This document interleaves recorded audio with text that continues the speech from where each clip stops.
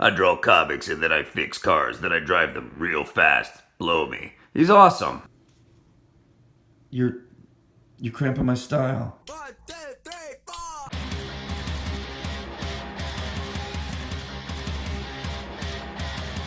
Hey everyone, this is Rise again, and this is it. This is the final Batman White Knight. Not bad. Sean Gordon Murphy wrote it and drew it. I made this. I'm Sean Gordon Murphy. I love race cars. He's awesome. He's wonderful with his fans online. He's a cool guy. He's kind of a man's man, kind of like I draw comics and then I fix cars, then I drive them real fast. Blow me. He's awesome. So we got his final arc of the story. If you haven't read it yet, I highly recommend you fuck off and go read it and then come back and watch this, and then we can talk out whether or not we agree about his epic finale. The premise? Joker's good, Batman bad. Except that was what they sold the book as. It's not what the actual book is. No way. This book, I think by issue 2, Joker's act is doing like more diabolical shit than I've ever seen him do. It is like mind controlling all the supervillains in Gotham at once to do his bidding. Yeah, it's naughty, but it's cool because the things he's exploring with that is that the Joker's actually doing that because he's doing things that he thinks is going to save Gotham. And while Batman does what he thinks saves Gotham and actually ends up doing damage, Joker, strangely enough, ends up doing some good. And it's a story that's, for a guy who's he's not totally new to writing, but he's definitely not like a longtime writer. His art has developed into this beautiful, wonderful style over the years, but now it's time for him to write his own stuff. And I gotta tell you, like, I cannot wait to watch him grow and blossom into the amazing writer that I know he's gonna be. Is he there yet? I think he has some work to do. But we get into the book, and it's dealing with all these issues, these fine lines between good and evil, and it's embodied in the Joker in this book, which is pretty incredible because the Joker starts flipping back and forth between his persona of Jack Napier and his persona of the Joker. And it focuses way more on him. And in this final battle, they're going in cars blazing. And I'm talking about like multiple Batmobiles blazing into this fortress to stop the freeze ray from leaving everyone in Gotham frozen, and so they can take out the new Joker that's taken over as Jack Napier tries to clean up his act, and which of course is being run by Harley Quinn now. She's the new Neo Joker. So yeah, we've got this sweet Batmobile designed by Sean Gordon Murphy. The guy's so cool, he actually sent me a picture online of the blueprint drawings of this Batmobile, which was pretty cool. And there's Bane just fucking laying into it. Not bad. But this is your classic ending. The last issue ended with all the different Batmobiles from the different movies, which is kind of fun because there's something for everyone, so to speak, for different Batman fans. And they're all blazing into the hideout. The hideout of all the supervillains. Look, we got an animated series Batmobile there. It's great. Sean Gordon Murphy does a fantastic job of storytelling. The panels are full of action. The car action is probably what he couldn't wait to draw more than anything. When he was asked what his favorite character was, his answer was Batmobile. So, pretty cool. We have these beautiful, huge pages all around. It's awesome. And right now it's just action movie, and it's kind of classic Batman in a way. The story's interesting. Some people might like about it, but I personally do not like about it, is the fact that it's not tone shifting, but it's doing something I've come to call genre shifting.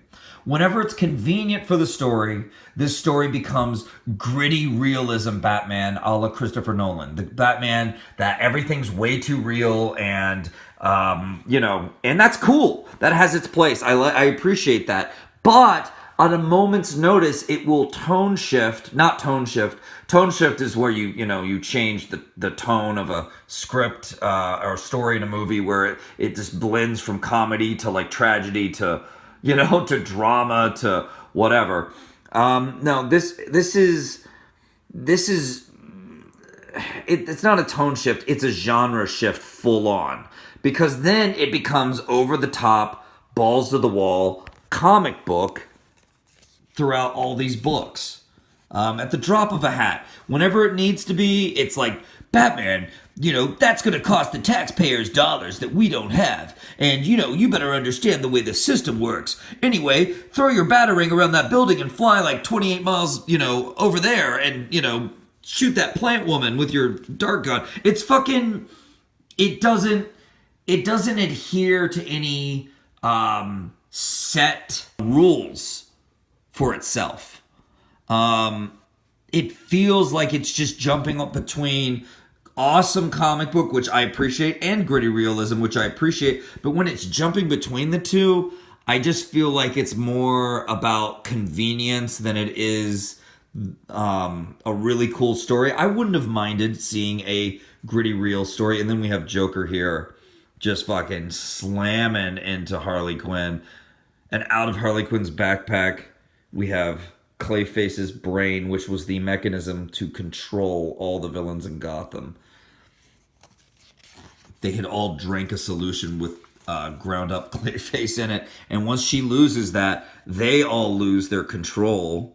And you can see Clayface's particles just blasting out of them. And then Clayface immediately reassembles, which is kind of a miracle. And he's just like, you! Oh, hey, Clay. So exactly how much do you remember? And Clayface is like, Joker! Kind of like Gomer Pyle did in fucking Full Metal Jacket. Hey, Joker, Full Metal Jacket. Hey, little man, what's up? So, he's extra cuddly tonight. So, yeah, world's greatest detective, huh? No shit. Oh, I actually kind of liked this. He's just like, he's coming after you. And Joker's like, no shit. World's greatest detective, huh? Yeah, so it's fun. It's all fun. This is just totally over the top. Awesome look at this Batmobile. Holy. You're cramping my style. So we get into the Joker as Jack Napier, and he doesn't know how much longer he has to be Jack. And this part is incredible. There's the real Harley Quinn. We have 2 Harleys in this story, if you haven't read it already. Spoilers, baby! Yeah, and this Harley's genuine, and she loves him. The other Harley they play off as if she's the Harley from Suicide Squad, the film they made. And she's just crazy and wants Joker to be crazy with her and to live a life of ruin and chaos. Whereas this one wants to drink tea and have a sexy, fun night out and just be married, be in love, what have you. And he says, it might be my last chance to say this. Listen, you were right about me. Only you knew the Joker's biggest secret. That buried inside of him was a good man. She believed in him. She loved him for real. That's when it's for real.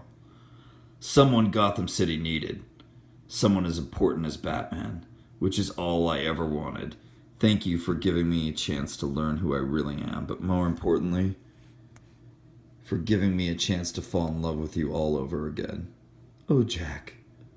That's fucking great! That's fucking awesome writing.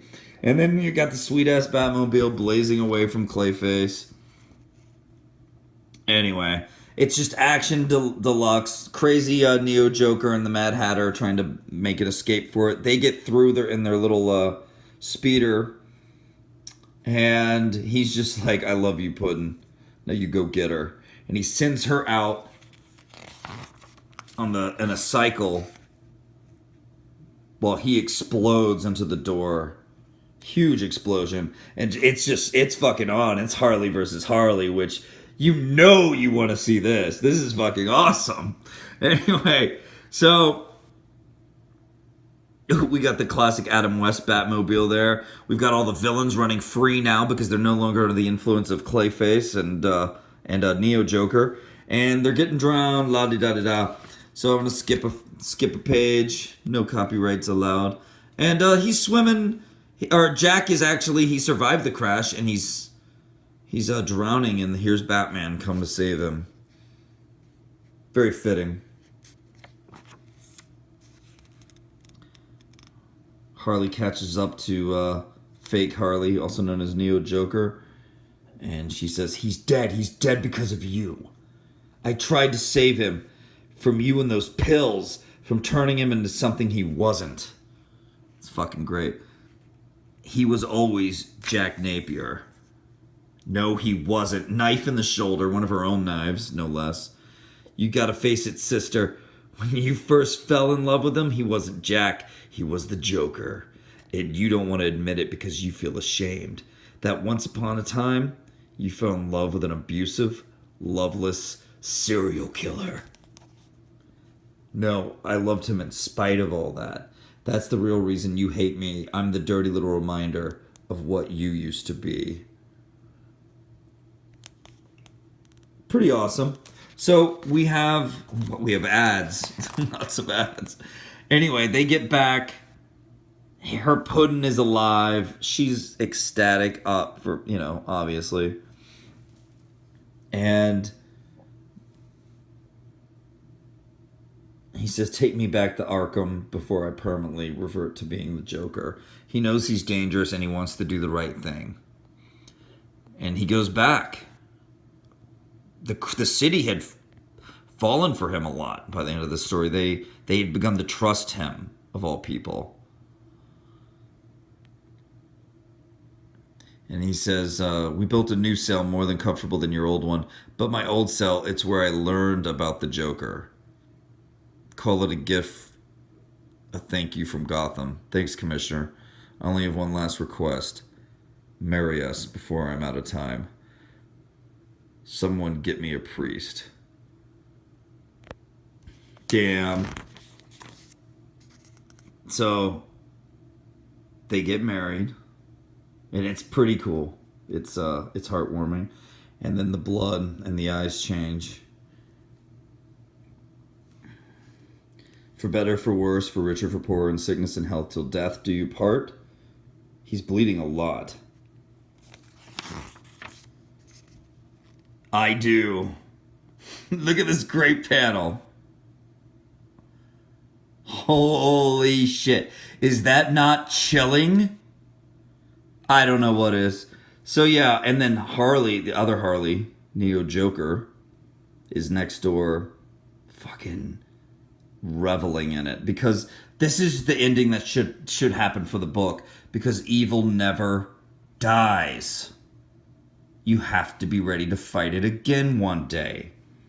And he's laughing maniacally. It's fucking great. It's so creepy. So people make their they make their amends. Batgirl and Nightwing have been having all kinds of trouble with Batman, and this is where they all come back together at the end. And it's heartwarming as well. And there's a letter from Alfred, who has now left us. I will let you read that in the book because it is fucking awesome. And you're wrapping up everything, but not everything is answered, which is kind of cool. There's a lot of fans who want more. They're talking about a sequel already, which is kind of neat. I, for one, there's a cool revelation here with Harley.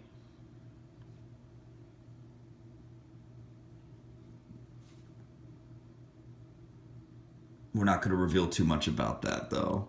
However, I will say this. This is the ending scene, and this is where Batman comes to terms with his faults. But it's kind of, I don't know, it throws me off. This line's kind of neat, though. Sometimes I'm not sure why I wear the mask. Is it to scare them? Or is it because I scare myself? It just, Now maybe I'm just an old-fashioned fucking Batman guy, and maybe I'm tired of like applying psychology and too much. To me there's such a thing as too much psychology and trying to figure it all out through one perspective. I wish this wasn't like Batman for the age of us just over obsessing and knowing way too many terms when it comes to psychology, because he's like, I beat them up but I took pleasure in it. I'm a naughty Batman, you know? And no, I need to tell them who Batman is. It's the only way anyone will ever truly trust me. But most importantly, it's the only way you'll ever really trust me. And he reveals himself to the commissioner. The end. It's over. He's been a bad boy, and it's time to fight crime in a different way. I mean, it's the most un-Batman ending I've ever seen in a book. Now, is it good? I don't know. What do you think? I can't wrap my head around Batman not being Batman. Maybe that's my bad, or maybe it's just because I'm sick of these, you know, I'm a naughty boy. I was a bad Batman. It's time for me to earn the public's trust. Like, is that Batman, everyone? Do you think that's fucking Batman? I don't think that's Batman. I think it's something else. Something else entirely. Anyway, this is the culmination of all of White Knight. It was a story that was walking this thin line between like what it is to be a good man and a bad man, what it is to have to do bad things to get good things done.